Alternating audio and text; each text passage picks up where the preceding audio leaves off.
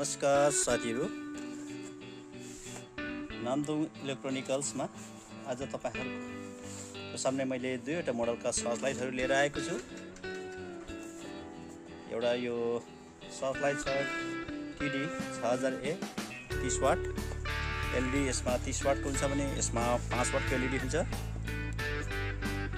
दुईटै हेभी ड्युटीको लागि उपयुक्त हुन्छ र यसमा केही विशेष मोडल छ। तीनटा मोड छ भने यसमा दुईटा मात्रै छ। यसमा लो र हाई छ भने यसमा लो हाई ब्लिङ्किङ छ। यसमा फायर इमर्जेन्सी, पेट्रोलिङ, क्याम्पिङ र यसमा यो देख्न सक्नुहुन्छ। तपाईलाई म यो पहिला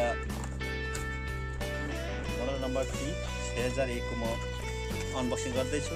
यसमा तपाईहरु सामने एउटा चार्जर लिड दिएको छ। यो ब्ल्याक कलरमा।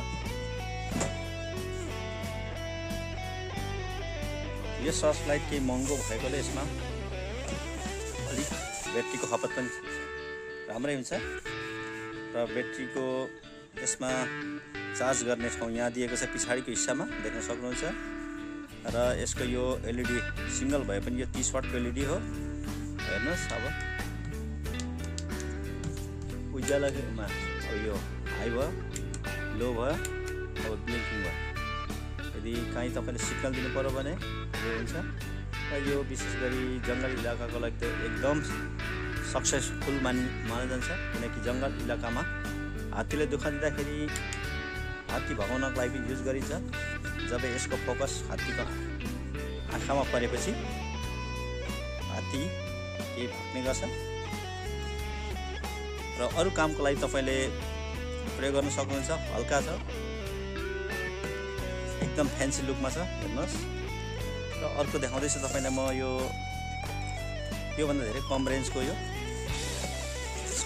यसमा चाहिँ के छ भने यसको चार्जिङ लेड यिनै दिएको छ। यसमै छ, एट्याच छ। यहाँबाट निकाल्ने हो, यहाँबाट निकालेर चार्ज गर्न सक्नुहुन्छ। यसको यहाँ छ भने त्यसको अलगै छ। यसको यही भित्र दिएको छ। यसमा दुईटा मोड, यसमा यो र लो र हाई मात्रै छ। यसमा चाहिँ यसमा ब्लिङ्किङ छैन। यसमा चार्जिङको डिस्प्ले यहाँ दिएको छ। यो पनि फ्यान्सी लुकमै छ। तपाईहरुलाई कुन चाहिँ मन पर्यो र बताउनुहोस् र आवश्यक परे नामदुङ इलेक्ट्रोनिकलमा आउनुहोस्। सुपथ मूल्यमा पाउन सक्नुहुन्छ। यो भिडियो कस्तो लाग्यो? मन परेमा एक लाइक र शेयर गर्न नभन्नु होला। फेरि अर्को यस्तै उपयोगी भिडियोहरु लिएर आउने छु। धन्यवाद। फेरि भेटौँला नेक्स्ट भिडियोमा। बाई।